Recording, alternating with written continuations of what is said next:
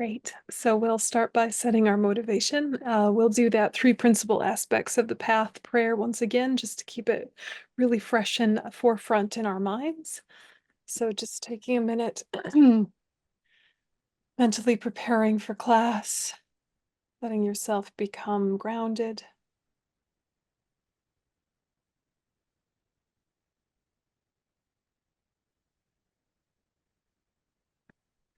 and then shifting to the prayer. Homage to the precious noble masters. The very essence of all the Buddha's teachings, the path that is praised by the noble bodhisattvas, and the entrance for all fortunate ones desiring liberation. To the best of my ability, I shall now set forth. You who are unattached to samsara's pleasures, and strive to make full use of freedom and advantages, who follow the path delighting all the Buddhas, fortunate ones, listen well with a clear and open mind. Whilst lacking pure renunciation, there is no way to pacify the continual thirst for pleasure in the ocean of samsara, and since all living beings are bound by their craving for existence, you must begin by finding the determination to be free. Freedoms and advantages are rare, and there's no time to waste. Reflect on this again and yet again, and dispel attachment to this life. To dispel attachment to your future lives, contemplate repeatedly the unfailing effects of karma and the sufferings of samsara. When, through growing accustomed to thinking in this way, hope for the pleasures of samsara no longer arises even for an instant, and throughout both day and night you long for liberation, then at that time true renunciation has been born. Yet if this renunciation is not embraced by the pure motivation of bodhicitta, it will not become a cause for the perfect bliss of unsurpassed awakening, so the wise should generate supreme bodhicitta. Beings are swept along by the powerful current of the four rivers, tightly bound by the chains of their karma so difficult to undo, ensnared within the iron trap of their self-grasping, and enshrouded in the thick darkness of ignorance. Again and yet again they are reborn in limitless samsara, and constantly tormented by the three forms of suffering. This is the current condition of all your mothers from previous lives. Contemplate their plight and generate supreme bodhicitta. If you lack wisdom that realizes the nature of things, although you might grow accustomed to renunciation and bodhicitta, you will be incapable of cutting through conditioned existence at its root. Exert yourself, therefore, in the methods for realizing interdependence. The one that sees cause and effect to operate infallibly for all the phenomena of samsara and nirvana, and for whom any object of conceptual focus has subsided, has set out upon the path delighting all the Buddhas. The knowledge that appearances arise unfailingly in dependence, and the knowledge that they are empty and beyond all assertions, as long as these two appear to you as separate, there can be no realization of the Buddha's wisdom. Yet when they arise at once, not in turn but both together, then through merely seeing unfailing dependent origination, certainty is born, and all modes of misapprehension fall apart. That is when the discernment of the view has reached perfection. When you know the appearances dispel the extreme of existence, and the extreme of nothingness is eliminated by emptiness, and you also come to know how emptiness arises as cause and effect, then you will be immune to any view entailing clinging to extremes. When, in this way, you have correctly understood the key points of the three principal aspects of the path, withdraw to solitude, dear son, strengthen your diligence, and swiftly accomplish the ultimate and lasting aim. And so just let your mind connect with renunciation, bodhicitta, and correct view.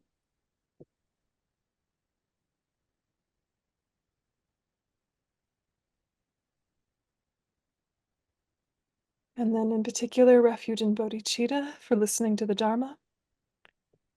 Sangye chudum soge chunam lai janchu padu dani kapsuchi dagi chunyan ki pe sonam ki drola penchya sangye drupa sho sangye chudum soge chunam la janchu padu dani kapsuchi dagi chunyan ki pe sonam ki drola benji sange drupa sho sange churon sogi chunama janchu padu dani kapsuchi dagi chunyangi pe sonamgi drola benji sange drupa sho. Repeating that motivation in your mind.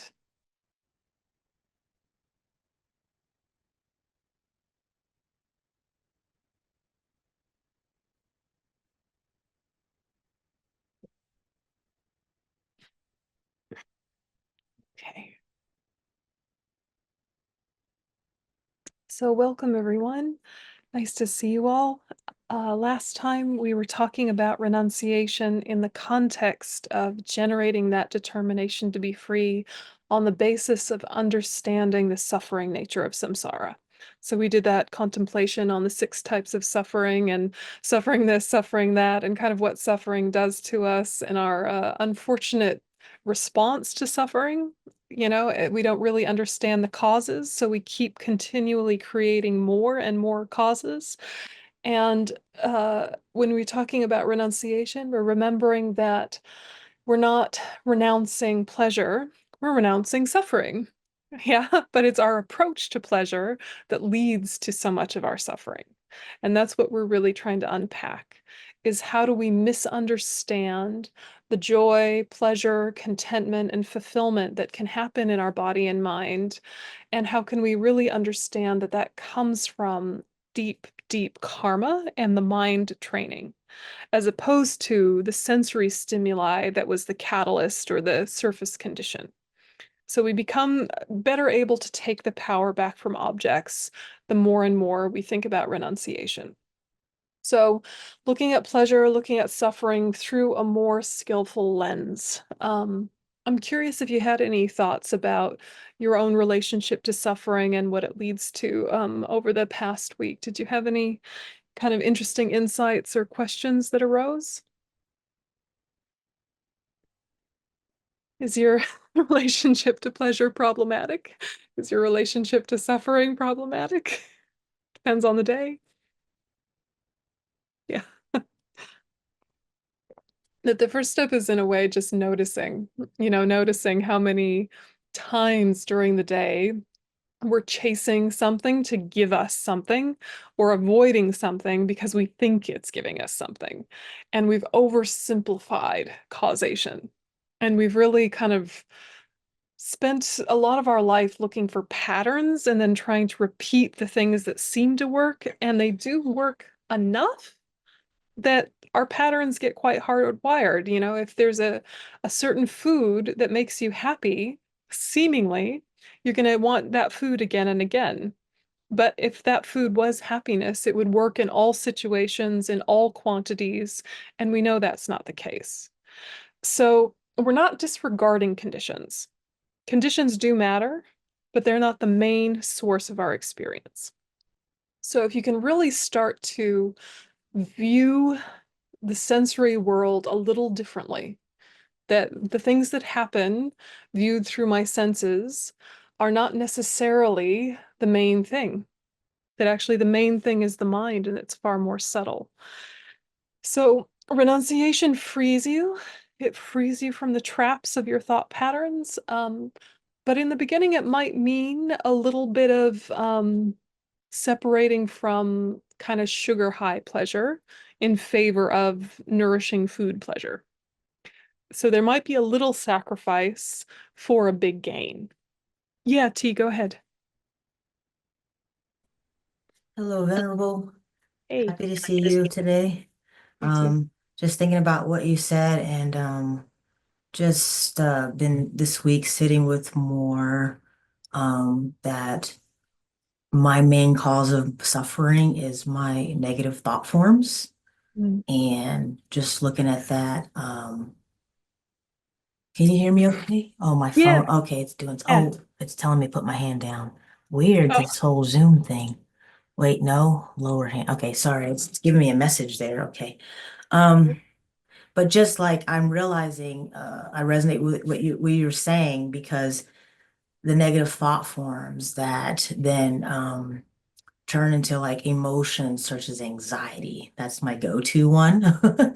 Um, and then so then the anxiety, the emotion of anxiety, which comes from the negative thoughts.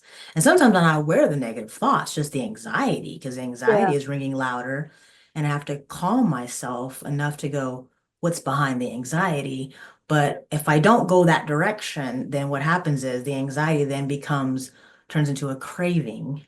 Yeah. And then I find myself eating these little sugar chocolates that Yep. I have here.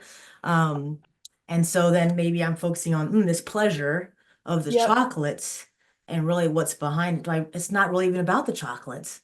What's behind this wanting the chocolates and why am I eating more than two? Yeah. What emotions behind that? And then so the practice helps me kind of just settle, into that awareness more. So thank you. Yeah. Yeah, absolutely. And when you're noticing that you are suffering, and you're noticing you're going to some strategy that does work in the short term, like a couple of chocolates or something, it's a strategy that does work. If you can even say to yourself, I'm allowed to do that. I can do that. I'm allowed, so you don't trigger like an inner rebellion. You say, okay, I'm allowed to have that chocolate, but before I have it, what's wrong, buddy? Saying to yourself, what's wrong, buddy? What's going on? Yeah, what are you worried about? You can have the chocolate. Before you have the chocolate, though, let's do a check-in. And if you can kind of interrupt the momentum of trying to self-soothe with short-term solutions, sometimes you wind up not needing them just naturally. You don't have to force yourself. You actually genuinely are like, oh, I've been running, running, running all day with errands and work and this and that, and actually, I just need to sit still and drink some water. And it winds up being a really simple solution to recalibrate. And then if you want the chocolate, have the chocolate, but it's not with such a hunger, like that deep, deep hunger, which when you act from the deep hunger, you'll never be satisfied. When you act from just kind of a minimal hunger, you might be quite happy with one or two pieces and be like, oh, that was nice, moving on. But when you're really in that craving mindset, even you get exactly what you want, it's never enough. It's like drinking salt water to quench your thirst. So if you can do some sort of what's going on there? You want chocolate, but really you're anxious. Why are you anxious? Can you unpack the anxiety, or is it better to just kind of go into a physical experience like washing your hands slowly, or walking across the room deliberately, or just bringing awareness to the soles of your feet, or using something like a drink of water to just kind of like bring your focus back to the body, because the body has no choice but to be in the present. So if you can bring your focus to the body, it's like a shortcut, easy kind of way to get yourself recalibrated. So it seems simple, but there's a lot of interesting psychology, interesting neuroscience, but of course, just in Buddhism, we would say just mindfulness really helps. So to generate this kind of renunciation, really looking at the strategies our suffering creates and how they're faulty is one important piece. The other piece is to ask, what are the deep, deep causes of happiness and suffering to begin with, which then opens up a whole conversation about karma. So karma is important to understand the basics of if you're going to get into the Buddhism, but if it's not landing perfectly comfortably, that is to be expected because it's very complex. And at the same time, you might have learned about karma in its simplest form decades ago and kind of take it for granted that it's an easy concept. So it's kind of a tricky topic because on way we oversimplify it, and on the other hand, it is so incredibly nuanced and elaborate, only a Buddha can see the whole spectrum of causation. So we're just gonna do a little like quickie kind of deep dive into karma because it will help fuel your renunciation. And if you've had hanging questions about karma, now is the time because next week we're gonna switch over and go into bodhicitta. So this is our last renunciation session, then we're moving on to bodhicitta. Just out of curiosity, how many of you have studied karma a little bit at some point? Yeah, yeah, all of you pretty much. Yeah, yeah. Is there anyone who's never had a class on karma? No, you've all got the basics. Okay. Excellent. Excellent, excellent.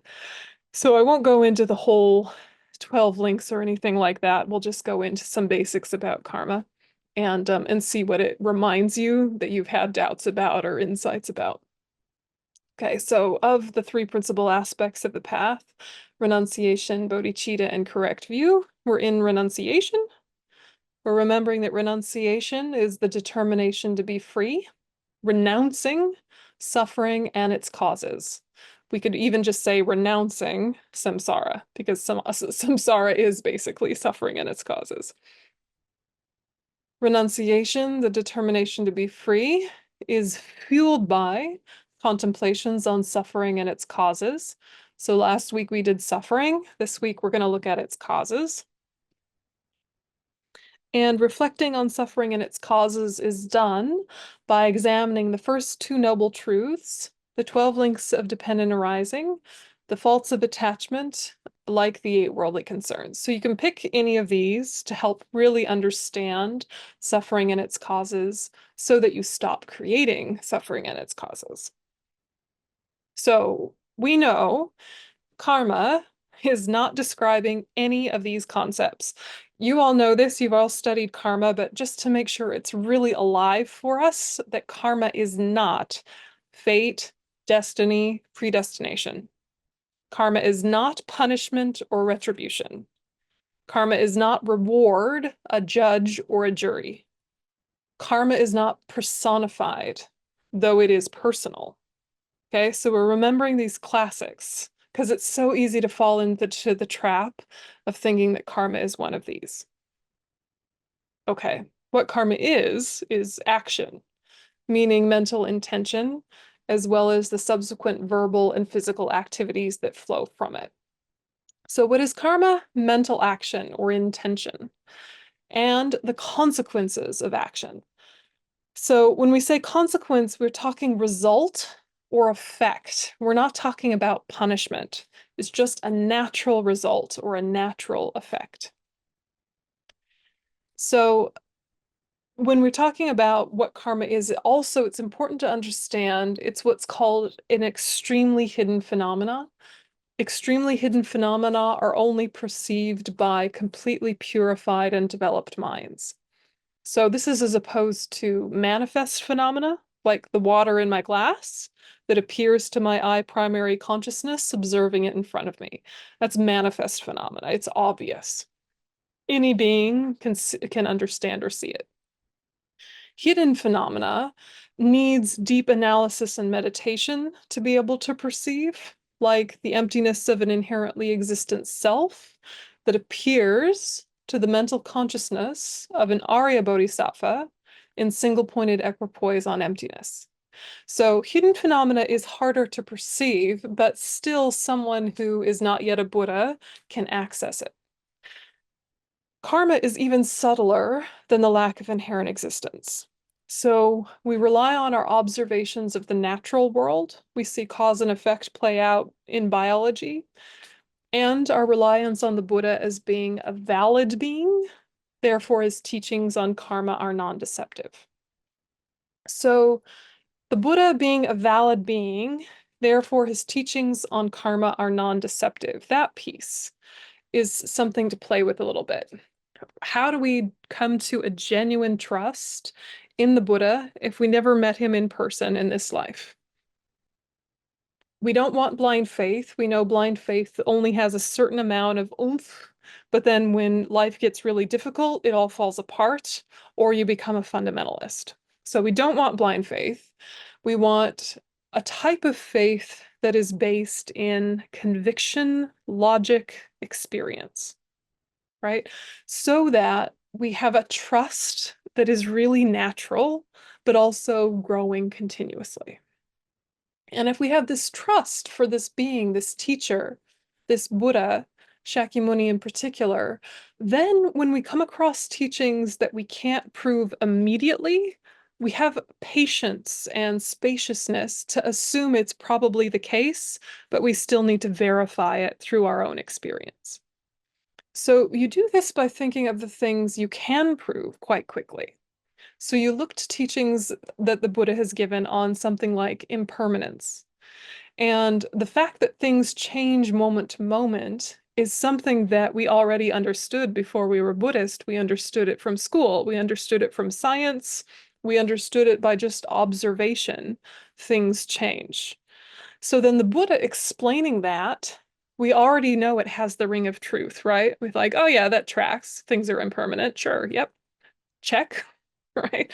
And then you go into something a little bit trickier, but still pretty easy conceptually, like patience, that with patience comes resilience, and that in order to develop patience, you need a certain amount of hardship, and that builds that skill of resilience. And the ways to develop patience are to really understand the faults of anger, et cetera, et cetera. There's all sorts of logics and reasonings. And even if you can't practice patience perfectly, you can sometimes, right? You can sometimes, and the logic and reasoning that the Buddha offers about how to develop patience makes sense to your adult person mind. That makes sense to you as someone who has lived and examined life. And so you can try his tools and strategies, and sometimes you forget them, but when you remember, they work. And that builds trust, and that builds the right kind of faith. So, et cetera, to feel like the Buddha is a valid being shouldn't be forced, but it does involve effort, right? It's not a passive thing, this type of faith. It's an active thing that is meeting these teachings with your own experience and testing them. And you see, okay, that works, or that works when I remember, or I see how that would work were I to do it. At least that, right? And that kind of faith goes in tandem with having seen cause and effect play out in the natural world. You see that if you plant an apple seed, you get an apple tree, that the seed is of a similar type to what it sprouts, that you can't, grow an apple tree from a mango seed, right? And then the other piece in developing some kind of conviction in the teachings on karma are to think, what would be the result in my life if I lived in accordance with these teachings? Would there be a benefit? Would there be a disadvantage? So you think, all right, if I lived my life thinking that negative, destructive actions of body, speech, and mind lead to suffering, my own and conditions for others, and that positive, constructive, healthy actions lead to happiness for myself and as a condition for others. If I lived that way, would there be any disadvantage? And then you're right away, you're like, no, right? So you have to kind of think about how it would just make your current ethical practice that much deeper if you lived in accordance with this. So there's no real disadvantage. Um, So these kind of three strategies can help you develop a real sense that the teachings on karma are valid, even though they're extremely hidden phenomena, and it's hard for us to prove them experientially right away. In fact, we won't be able to see all the nuances of karma until we're a Buddha. Now, the logic of that, I think, is quite clear. How could you understand the cause, every single cause, for even a simple thing like this mug? Right? The story of this mug. What is the story of this mug? The causes of this mug. It seems at first you're like, well, someone invented the mug and made the mug and painted the mug and then you bought the mug. What? That's not hard, the story of the mug. But really, the story of every single atom that composes this piece of porcelain, every single thought that brought about containers that hold hot water, everything about ceramics and paint and style and choice and purchasing. And suddenly the story becomes quite elaborate, the story of this simple mug. You couldn't tell the whole story of every atom of this mug, right? Where would it start? The story of every bit of carbon, right? So let alone the story of your mind, yeah, which is so much more complex than the mug. So the cause and effect of all of the different pieces of something simple in the physical world are beyond comprehension. How much more so the experience of this mind. So that's what we mean when we say extremely hidden phenomena. It's not hidden by anything but our own ignorance. Yeah. It's not different types of phenomena. It's a different abilities to access more and more levels of what is there. So, questions so far, karma questions so far bubbling up. Do you feel like you have enough to go on to have some kind of conviction in karma? Or do you feel some bits of doubt or bits that have just never made sense? Yeah, Jennifer, go ahead. Um, can I plant karma, seeds of karma that will ripen in a reasonable amount of time that I can experience it in? Is there instant karma or soon Well, karma? not quite instant, but I mean maybe a week or a month or 3 months or something like that.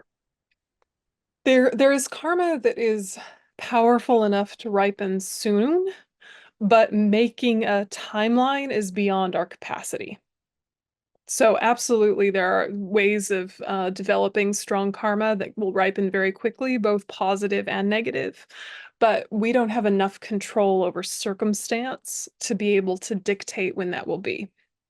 What we do have also is so much karma we've already created, good and bad, that if we want something to happen a little bit quicker, we need to think about conditions because we've already created causes. So we already have plenty of seeds for happiness, or wealth resources, for peace, well-being. We have all sorts of, excuse me, seeds for these things, but they haven't been watered in exactly the way we want them to be, which is part of why we do a lot of prayers and practices and pujas and various things to water previously created seeds. And also, we don't know what's there and what will make them germinate specifically. So much is hidden to us about getting things to sprout or planting them in the first place that we kind of just do our best and let go.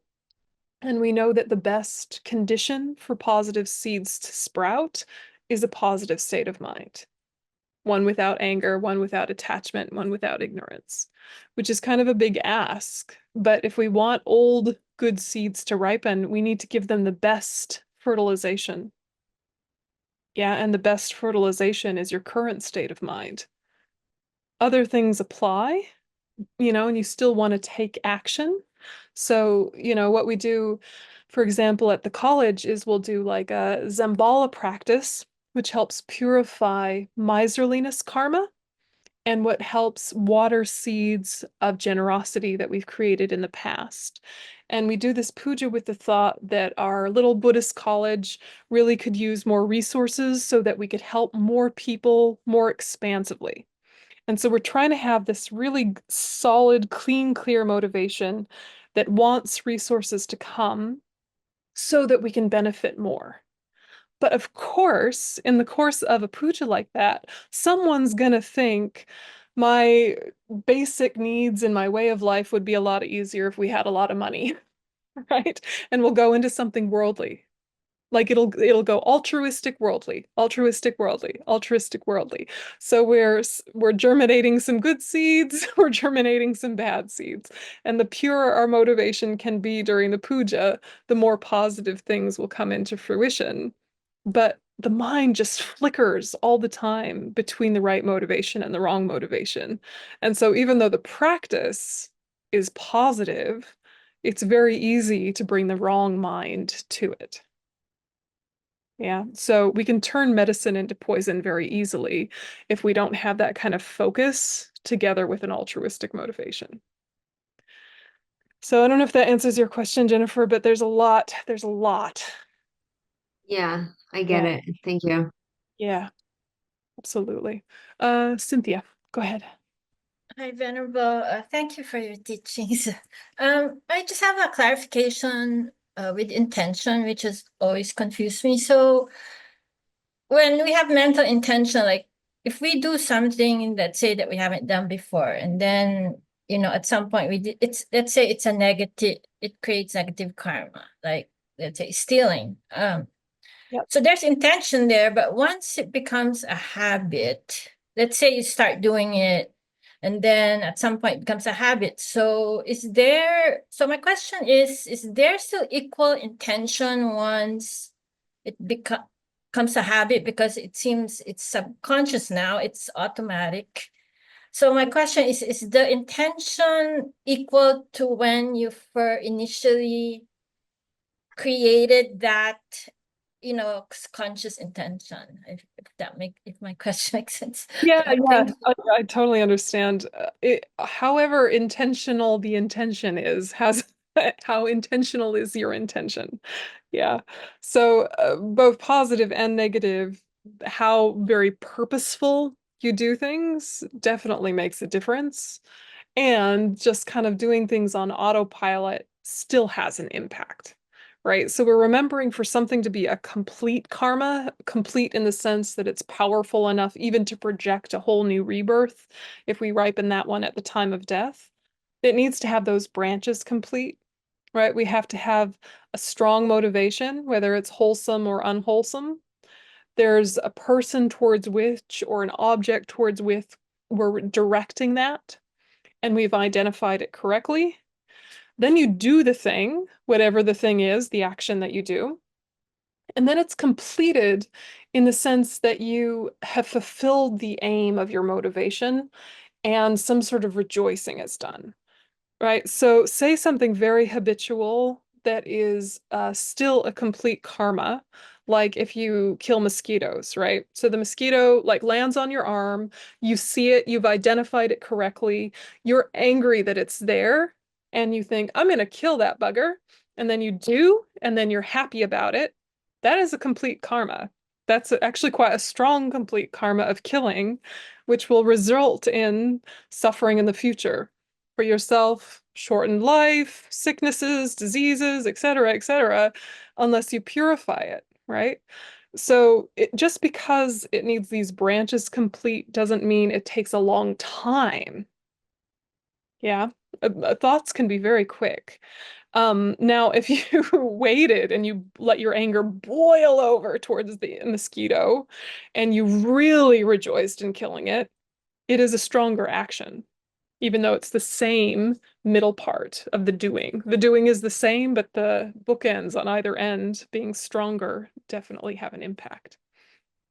Yeah. So when you're doing positive things, like say feeding your pets, right? We feed our pets. Sometimes we feed our pets like autopilot subconsciously. It's an act of generosity towards a vulnerable species. It's a good thing. Yeah. So if you bring a bodhicitta motivation to it, it's better. You're doing it anyway. You might as well make it practice. It doesn't actually take any longer. Yeah. And if you think, okay, actually, because my animal is a carnivore and I'm feeding them meat, that's not ideal. But what I can do is blow medicine Buddha mantras on that meat. And maybe that will have a positive effect on the being whose mind was once in that meat. So I've then done another positive thing. So there's lots of ways that the habitual things can become stronger if we just are more purposeful about it. Does that make sense? Yeah. Yes, Samantha, go ahead. Hi, Venerable. I'm just curious for some clarification, because you mentioned something that might help me with more patience and compassion for others with karma. And when you mentioned that it's watering the seeds that are already planted and then it grows, we can't stop that from growing, correct? So let's say people have planted negative seeds in the past and it's just the conditions now are just ripe for that to grow. So sometimes people do things where we think, oh my goodness, that's out of character for them, or that how could they do that? It's the cause and condition. You can't stop it. So then it can help us have more patience where it was ripening. And at that point, there's nothing you can do to stop that ripening, correct? I mean, for yourself or for others, it's every karma has a potency. And so we don't really know the potency. There can be things you can do to make it less potent before it ripens. But yes, once it's ripened, it kind of has to play out, and you do your best for damage control while it's playing out.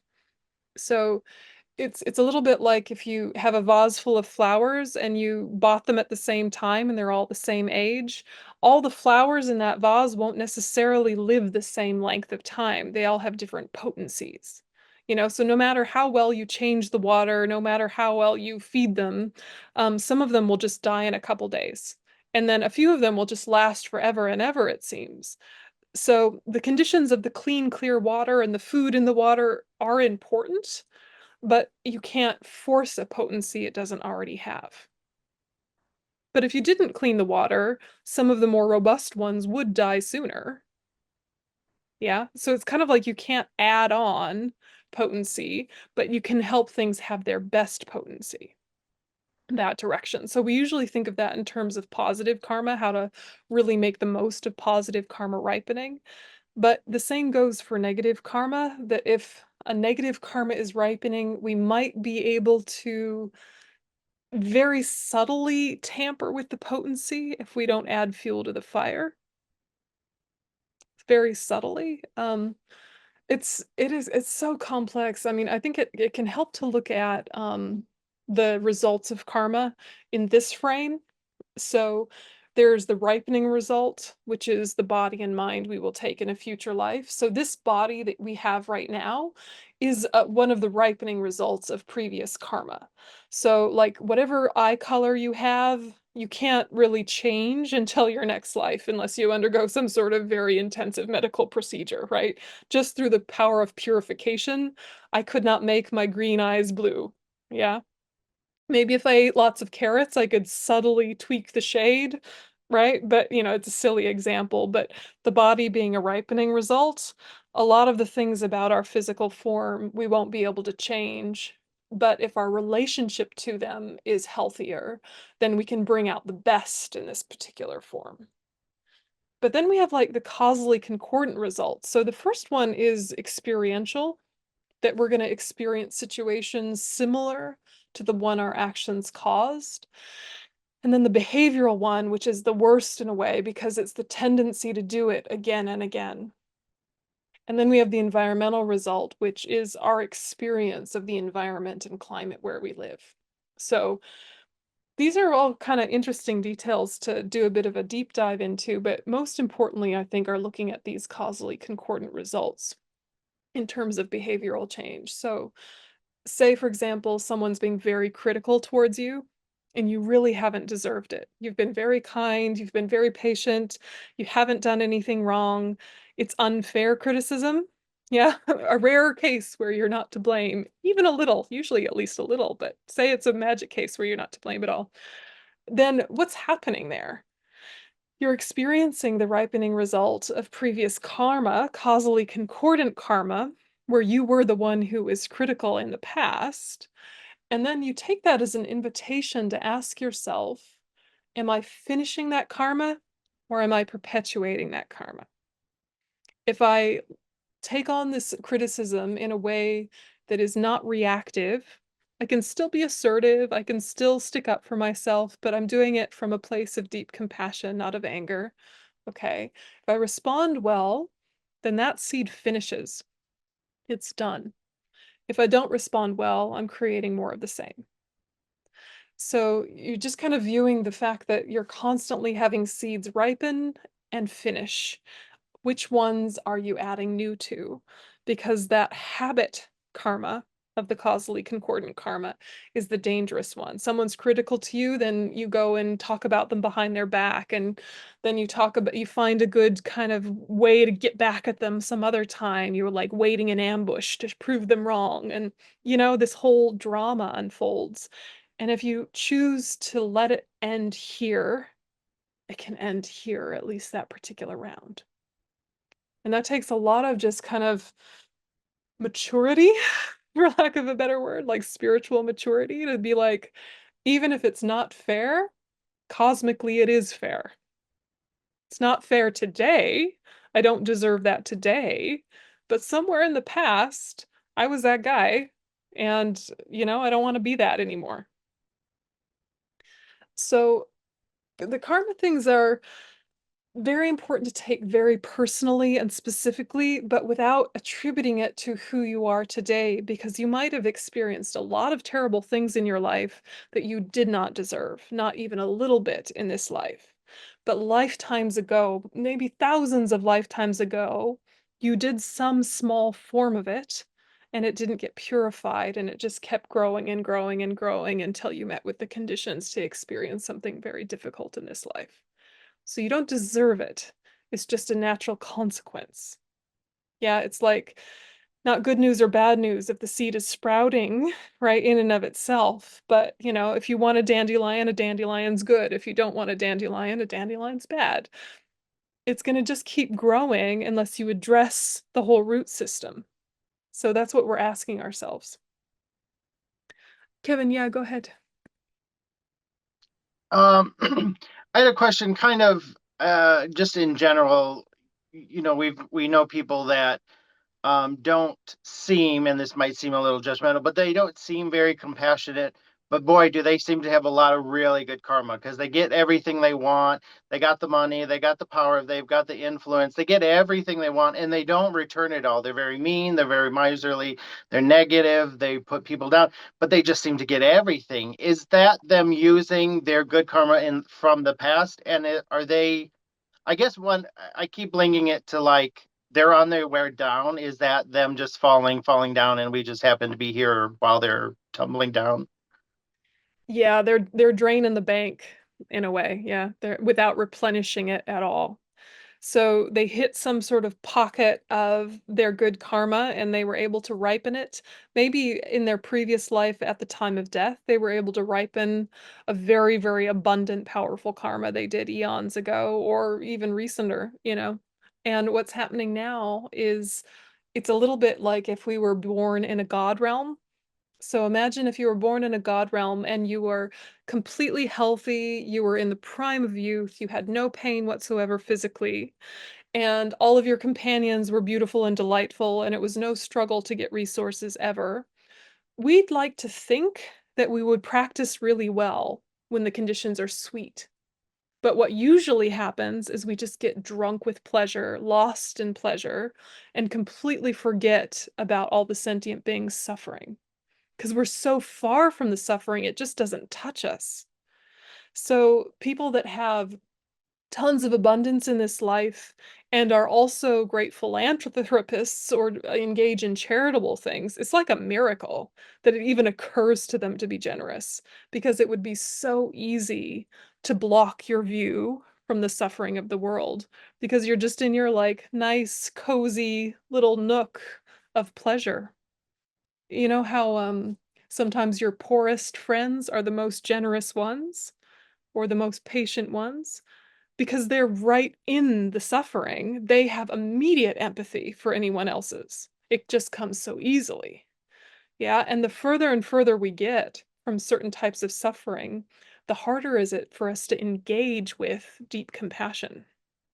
So the people that are experiencing incredible abundance and just getting worse and worse and worse, in a way, it's to be expected. And in a way, it's a good reminder for us that we don't actually want everything to go well. It would be nice if a few more things went well, sure, but we don't want everything to go well because it would block pathways of empathy at our level. We'd like to pretend it wouldn't, but think of how you are on vacation. Do you think, "Oh, good, I've got free time, I've got a nice hotel room, I've got people to look after my cleaning and, to prepare my food for me, so I'm gonna do my best practice now." No, you just kind of, like, blob out, yeah, get a tan, and you might see some, beggar child and be like, "Oh, I could give them a few bucks." Maybe, or maybe you feel hassled by them, and maybe you avoid them. It's like their suffering is not touching you. It's like just an inconvenience. I mean, that's a bit cringy to see in yourself, but it's important. It's important to acknowledge our relationship to other people's suffering because when we're really in that cloud nine period of our life, wherever it happens, or in a chapter of great abundance, to hold on to real compassion for others That is some pro level work. And it's so important. So it might come a time when we're really very, very fortunate that we have had the causes and the conditions to be financially secure, to be physically independent, for the relationships in our life to be quite harmonious, and for us to have a genuinely kind of fulfilling work or volunteer life. It is wonderful when life comes together that way. And if we say to ourselves, and when those things happen, may I always pay it forward. May I never forget the suffering of others, because it is so easy to just drain the bank. So it's a healthy fear on your end and an immediate understanding that others could really use your benefit, right? They could really use your support. But you have to let the first fear touch you, the fear of, what if I lost all of this? Actually, I will lose all of this. I will lose all of this. And there's no guarantee that I'll have another life like this if I don't keep creating generosity, if I don't keep creating the causes for resources. I might just have this lovely, blessed life, and my very next life be completely destitute. So you'll see this in uh, heritage Buddhist cultures, that lay people are very aware of the busyness of their life makes it hard to practice, but if they can, they do practice generosity. And it's kind of like, if nothing else, practice generosity so that you have enough resources to continue to practice in future lives. And of course, the generosity helps people in the immediate as well. But, it's with this deep understanding of karma. How does that sit with you guys, though? Do you have some thoughts?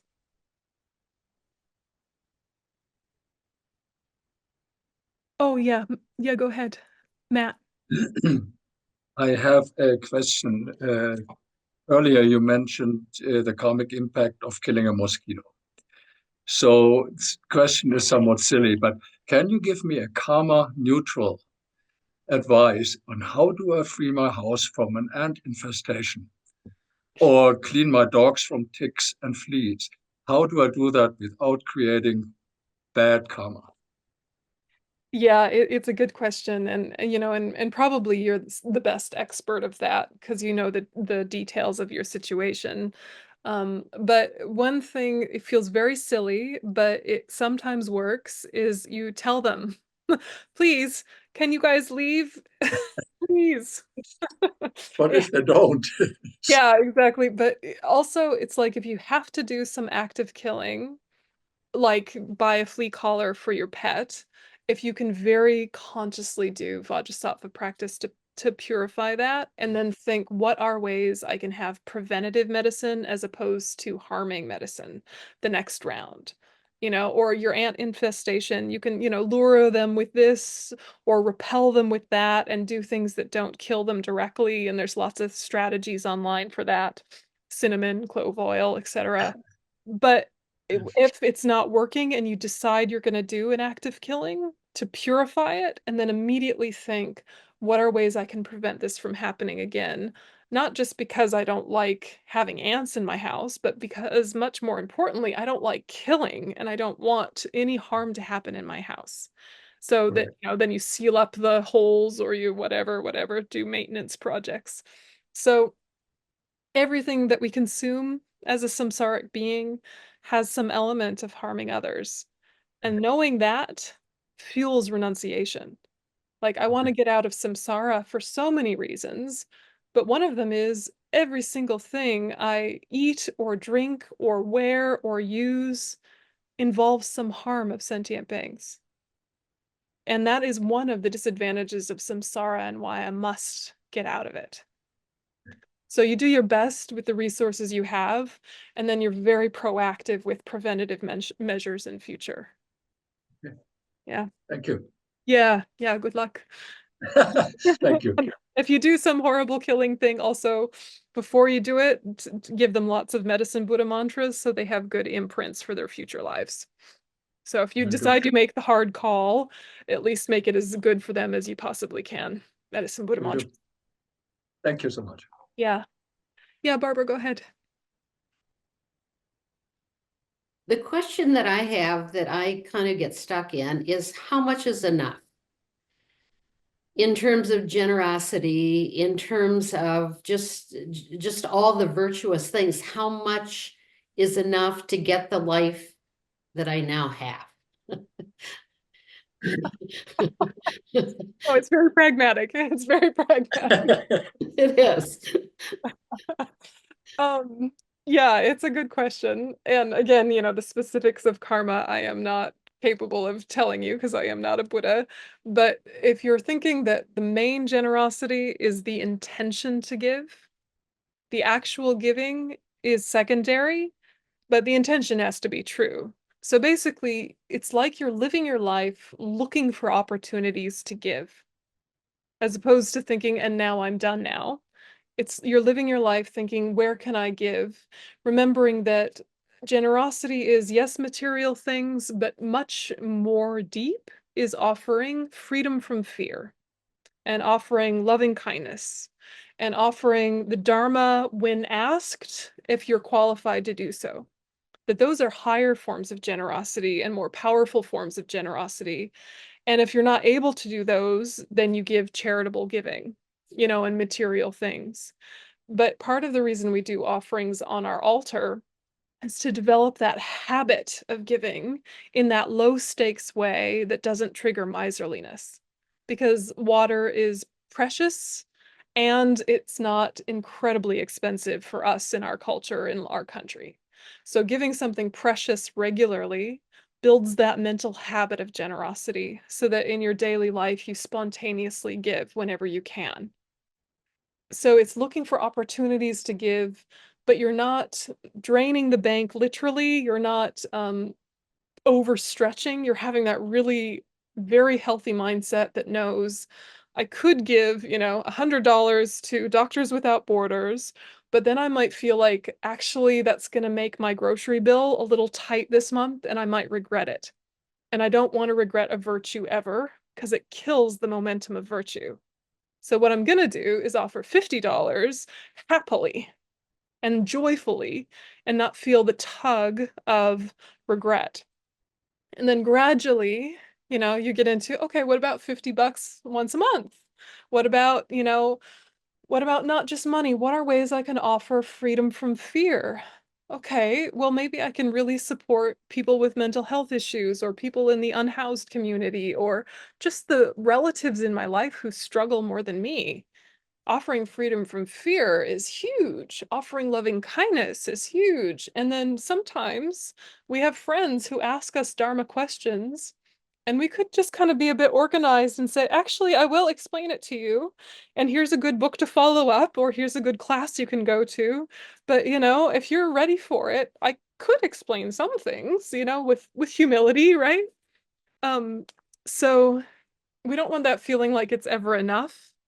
But we also don't want that horrible like pressure of performance or achievement or like trying to be a good person, pressure, yuckiness. It's much more about how can I keep the heart open? Because it wants to shut down with all sorts of forms of miserliness, not just material miserliness. We get, greedy with our time, we get greedy with our energy and our affection, and those are even more significant. So just kind of thinking, how can I keep my heart open just at a pace that feels really sustainable for me, where I'm not stretching too much, but I am stretching a little. And then rejoicing in all of the previous good stuff I've already done, because that strengthens karma as well, just rejoicing. So that's the mindset. And then at the time of death, you just think, may my next life be as conducive or more so to the spiritual path as this one has been. And that's a very powerful condition to ripen a good seed for your next life to be particularly beneficial, powerful life. Yeah, it's that bridge of the karma you've created in this and previous lives, meeting with a strong motivation at the time of death. That creates that bridge for another perfect human rebirth.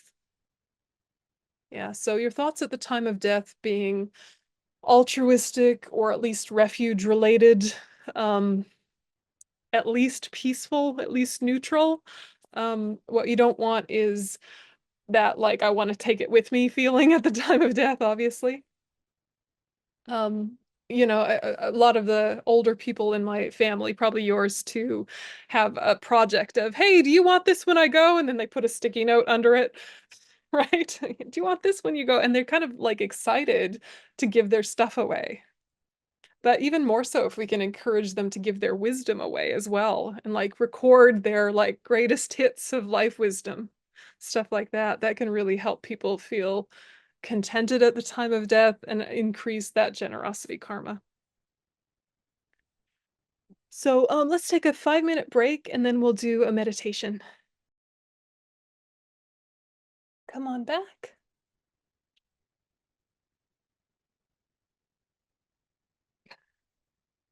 Cat.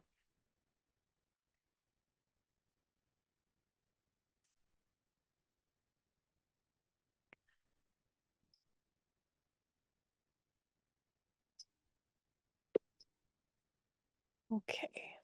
So we'll go ahead and do a purification practice to really clear that negative karma of the past, particularly today, but think of anything that's also been weighing on your mind. Um, Purification means to render past negative seeds unable to bear the fruit of suffering. So there are still some results from the previously created karma that aren't eliminated until you realize reality directly, but you can stop them from giving you suffering.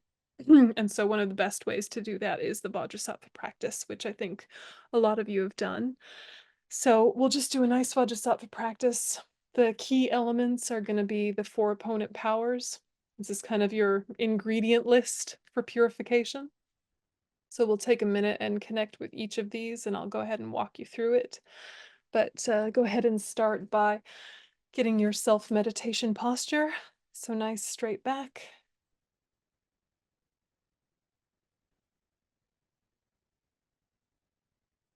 And just a few intentional breaths, letting yourself connect to the present. Just for now, letting go of anything about the future or past.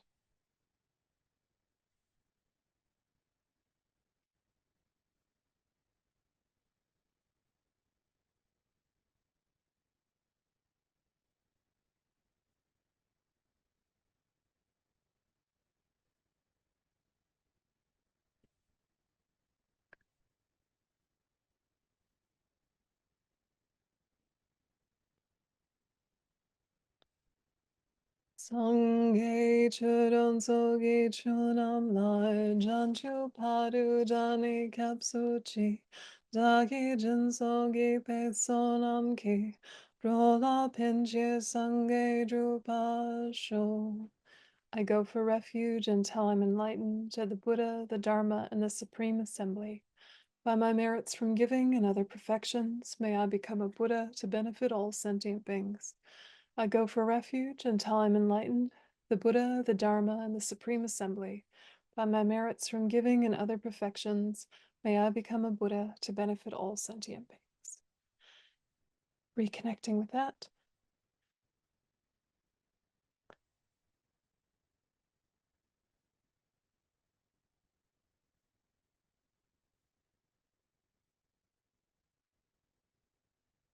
And visualize about 4 inches above your head is an open white lotus, upon which is a moon disk.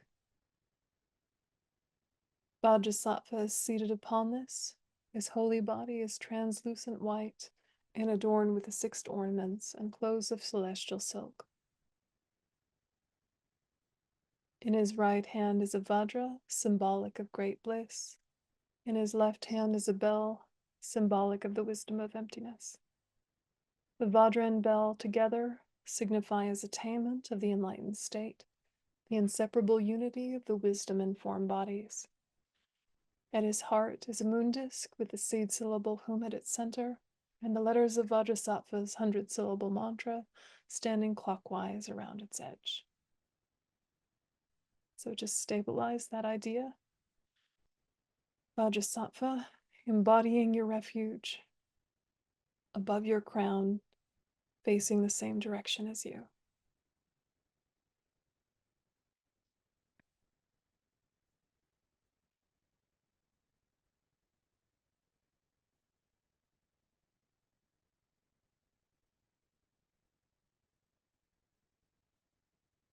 And then generating the power of regret.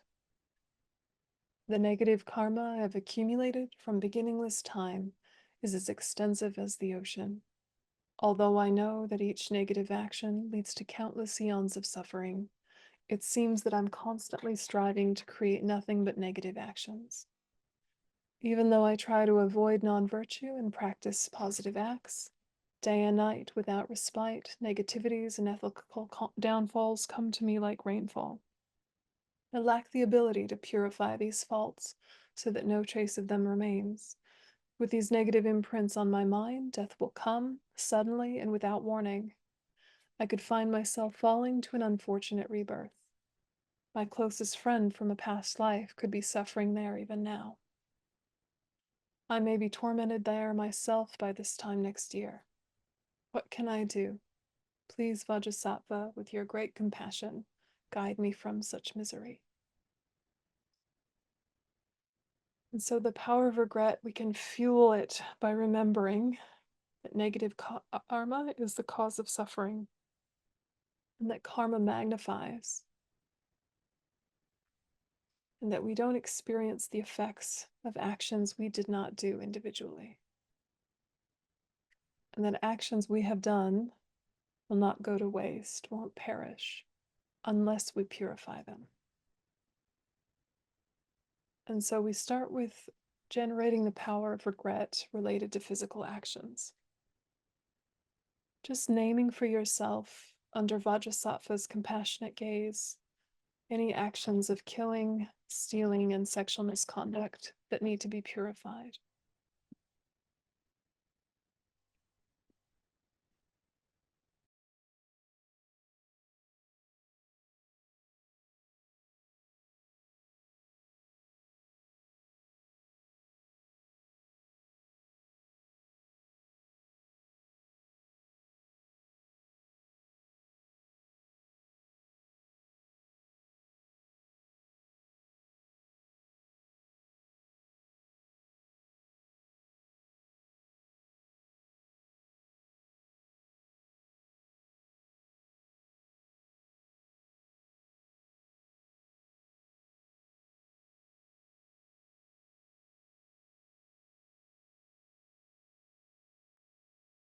Thinking to Vajrasattva, any of these physical actions that I remember, and any from this or past lives that I don't remember, I lay bare, transparently, open to you.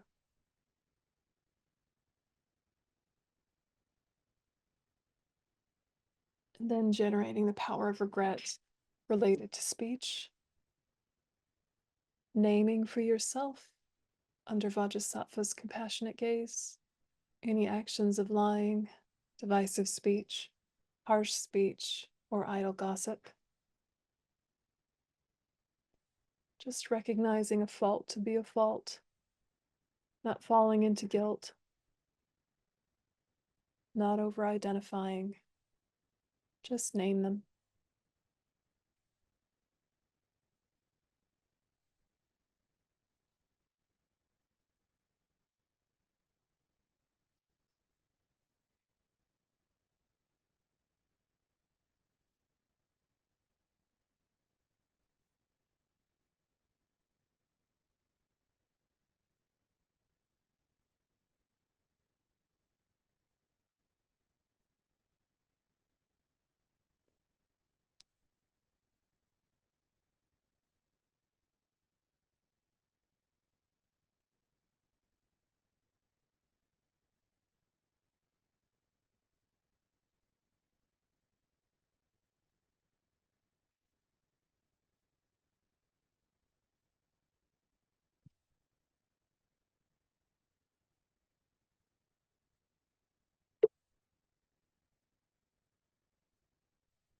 Thinking any that I remember, and any in the past that I don't remember, I lay bare. And then generating the power of regret related to mental non-virtues, covetousness, ill will, wrong views.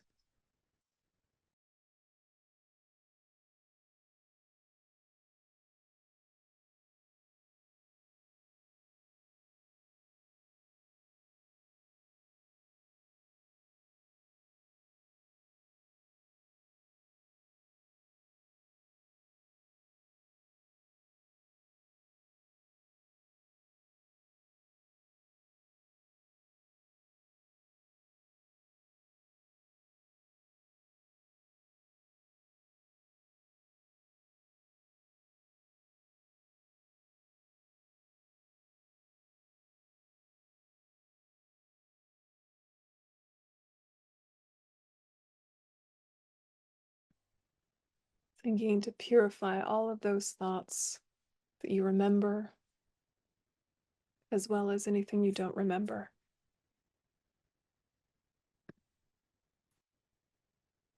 And then the power of remedy. Visualize from the womb at Vajrasattva's heart. Light radiates in all directions, requesting the Buddhas to bestow their blessing. They accept the request and send white rays of light and nectar, the essence of which is the knowledge of their body, speech, and mind. The light and nectar absorb into the hum and letters of the mantra at Vajrasattva's heart.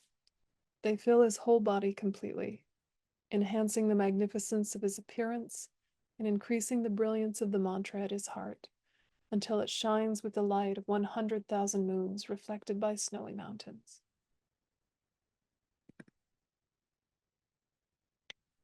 And while reciting the mantra, rays of white light and nectar stream continuously from the hum and mantra at Vajrasattva's heart. They flow down through the crown of your head and fill every cell of your body and mind with infinite bliss. Starting with those of the body, that your disturbing attitudes and negativities in general, particularly those of body, take the form of black ink. Sickness takes the form of pus and blood. Afflictions caused by spirits or neuroses appear in the form of scorpions, snakes, frogs, and crabs. Flushed out by the light and nectar, they all leave your body through the lower openings, like filthy liquid flowing from a drain pipe.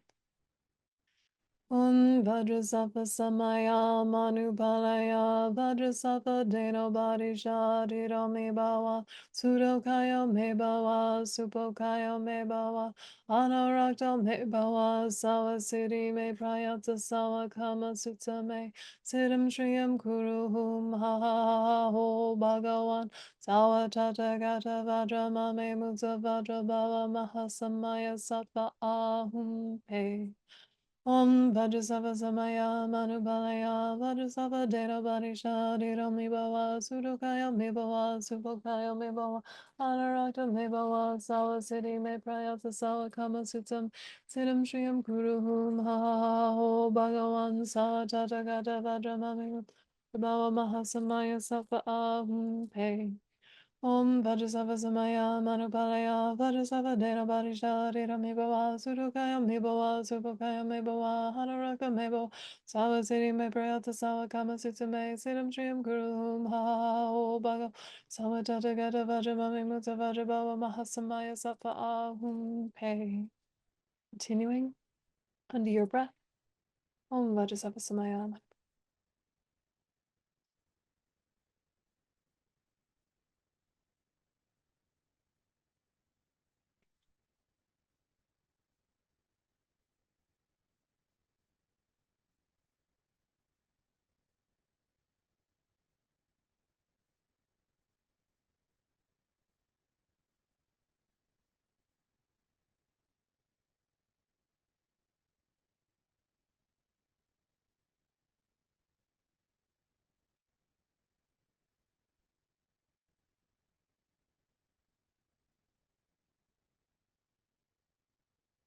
Feel completely empty of these problems and negativities, They no longer exist anywhere.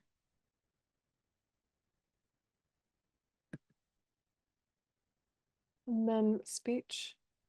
Your disturbing attitudes and imprints of negativities of speech take the form of liquid tar.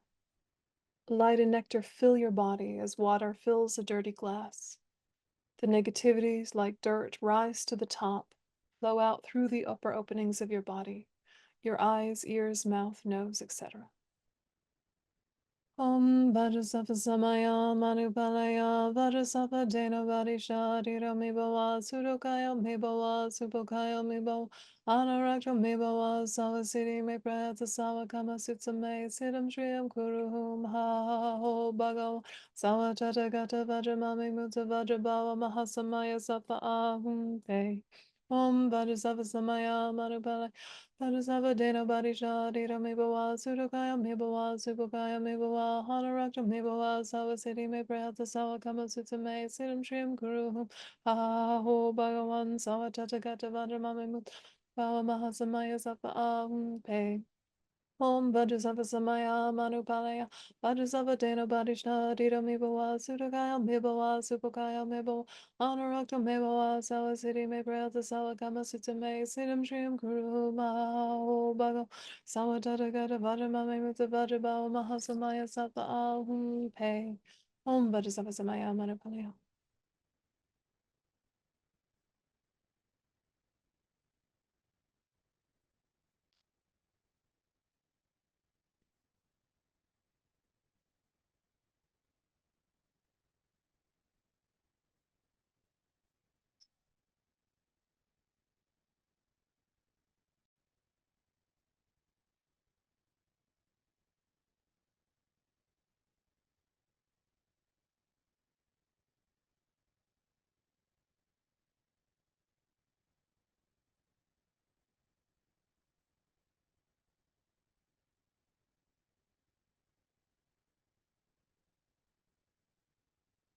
You feel completely empty of these problems and negativities.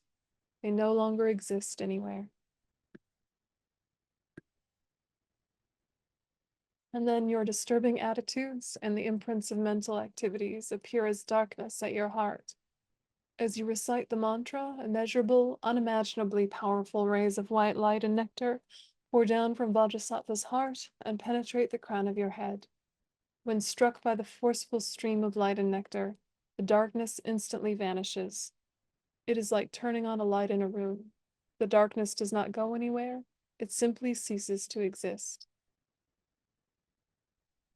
Om Vajrasattva Samaya Manupalaya Vajrasattva Dena Badisha Dita Mibawa Sudokaya Mibawa Supokaya Mibawa Hanarakta Mibawa Savasiti Me Prayata Savakama Sutsame Siddham Shriyam Kurum Ha Ho Bhagav Savatata Gata Vajramami Mutta Vajrabhava Mahasamaya Sattva Ahum Pe Om Vajrasattva Samaya Manupalaya Vajrasattva Dena Badisha Dita Mibawa Sudokaya Mibawa Supokaya Mibawa Anarakta Mibawa Savasiti Me Prayata Savakama Sutsame Siddham Shriyam Kurum Ha Ho Bhagav Savatata Gata Vajramami Mutta Vajrabhava Mahasamaya Sattva Ahum Pe Om Vajrasattva Samaya Manupalaya Vajrasattva Dena Badisha Dita Mibawa Sudokaya Mibawa Supokaya Mibawa Anarakta Mibawa Savasiti Me Prayata Savakama Sutsame Siddham Shriyam Kurum Ha Ho Bhagav Savatata Gata Vajramami Mutta Vajrabhava Mahasamaya Sattva Ahum Pe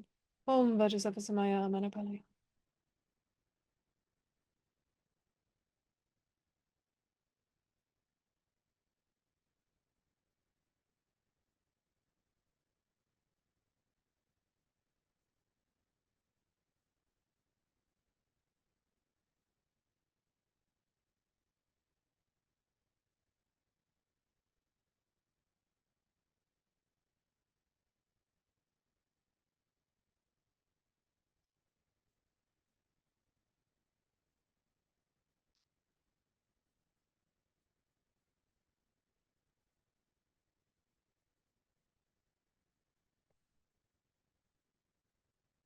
Om Vajrasattva Samaya Manupalaya Vajrasattva Dena Badisha.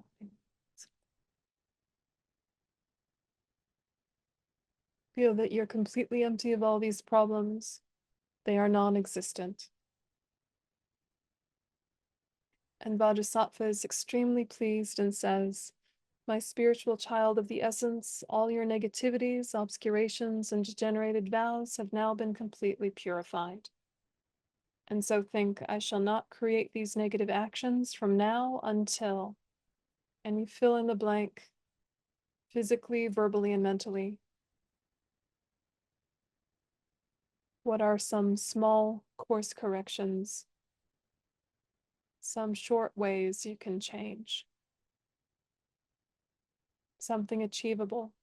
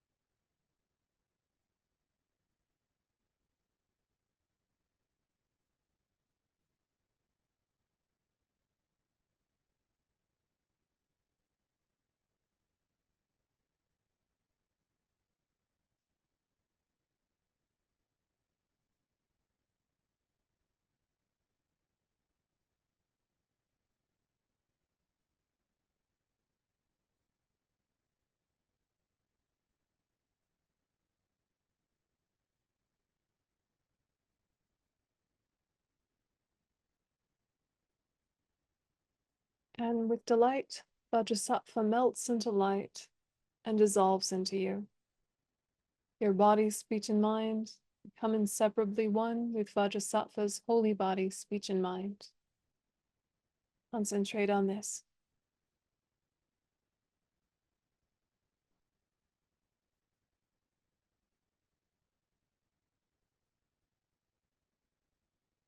And then think in emptiness, there is no I, the creator of negative karma. There is no action of creating negative karma. There is no negative karma created. They do not exist from their own side.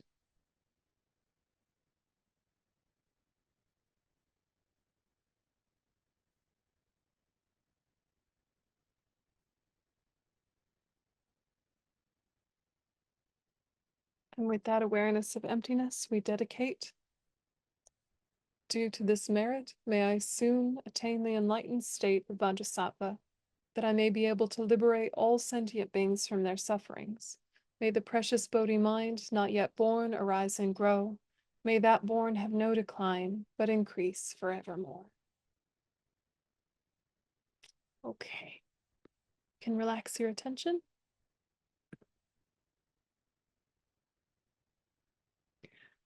So there's a lot of forms of the Vajrasattva practice, but that one kind of goes into the specifics of the different kinds of visualizations you can do. It's also fine to just do simple white light.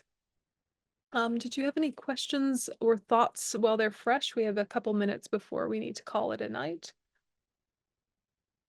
Karma or Vajrasattva? Yeah, Margaret, go ahead. Oh, sorry. Hi, Venerable. I was just wondering, number 10, it said wrong view as related to emptiness. Ignorance. I mean, ignorance, yeah. Yeah. Okay, so I always thought that wrong view meant the same thing as ignorance. Is that not right? It's related, right? So if we're thinking like, what's the bigger category? What's the smaller category? Or where's the Venn diagram maybe better? Maybe what's the Venn diagram? There are lots of wrong views. The reifying view of the perishing aggregates is a type of ignorance that is the root of samsara. But there's also ignorance about like cause and effect. and there are wrong views about cause and effect. So they're both categories that are big. Ignorance and wrong view are both big categories that have a lot of subdivisions. So the ignorance that we usually talk about in Buddhism is like the worst one, the one that keeps us stuck in samsara, which is of course like the worst wrong view, but there are other wrong views as well. Another wrong view might be like animal sacrifice will lead to liberation. Wrong Oh, view. Wrong view. Or yeah. yeah, stuff like that. So it's understandable why you'd equate them because we kind of speak about them in the same breath very often. Yeah. Okay. Thank you very much. Yeah, absolutely. Absolutely. So if at the end of the day you can do this kind of check-in, even if you're not doing it too formally, just kind of thinking physically, verbally, mentally, where did I fall off my path? And tomorrow, what are just gentle little tweaks I can make to gradually change my behavior of body, speech, and mind? Achievable, small, little things. And then it's useful to also think about the positive karma that you've created and do a rejoicing practice and think, okay, physically, I was gardening today and I, could have, chopped that little worm and I was very careful and I make sure he was saved. I could have stole all the pens from the bank, but I didn't. I don't know, whatever. But you're thinking physically, verbally, and mentally, things that really are your path and that you're happy to be doing. It can help this whole karmic process. So when we're developing renunciation, we're renouncing suffering and the causes of suffering being karma and disturbing emotions. So flagging karma in particular tonight is directly related to renunciation. Disturbing emotions falls under something you can examine when you're looking at renunciation, but also bodhicitta, et cetera, et cetera. So we'll talk more about disturbing emotions later. Um, any finals? Ladan, go ahead. Yes, Venerable, thank you. I have a question about karma and being mindful of my action as I can. Sometimes they come they arise really from my heart. I want to help, I want to give, I want to like do something for colleagues that are, I don't know, some good behavior that comes. And sometimes I really force myself. So, and then it doesn't come like as I wanted. It's not perfect, but I force myself. And then I come a little bit like resentful about, I have those in myself. I have done that and they are not like saying even thank you or something. How can I like get rid of this attitude? Because I think it's a little bit like it's such a shame that I know better, but I cannot like do it as I wanted. There's a lot of different things to unpack in that. The one that comes to mind at first is there can be this type of pride of being a spiritual practitioner. That kind of pride can make us really isolated and distant from the people around us. And it's not really acknowledging dependent arising, that the fact that you have the ethics that you have the kindness you have, is learned. It's not like an intrinsic quality to you that you were just magically a better person. That there are ways in which you behave better, and those are good things, but they were not out of nowhere. So you're recognizing how wonderful it is that I met the conditions to be more ethical. And if they had had my same life, they would wound up with the same conclusions. But they haven't had the same life or the same lifetimes that have conditioned their mind to more ethics. And so they're fragile and vulnerable. And that is why they're behaving badly, because they are even more under the sway of their disturbing emotions. So you recognize just how hard it is for us to stay in alignment with a path that we agree with, that we love, that we've been trying for years to do. It's still hard. How much more so for someone who doesn't even have a spiritual path, who doesn't even have a worldview that invites altruism, or maybe they do, but it's kind of a vague one. Mhm. So something about overcoming pride and developing patience helps you let people off the hook a little bit, not in a bad way, not in a complacent way, but just in your own heart, not shutting down when you see their bad behavior. Mhm. Yeah, you're still Yeah. assertive, but it's not from that place of judgment. Like that can help. Yes. Yeah. Yeah. Thank you. Thank you so much, Venerable. Yeah. Yep. Have a good night, everyone. We'll go ahead and dedicate. Due to the merits of these virtuous actions, may I quickly attain the state of a Guru Buddha and lead all living beings without exception into that enlightened state. Okay, thank you very much. See you next week. Thank you, Venerable.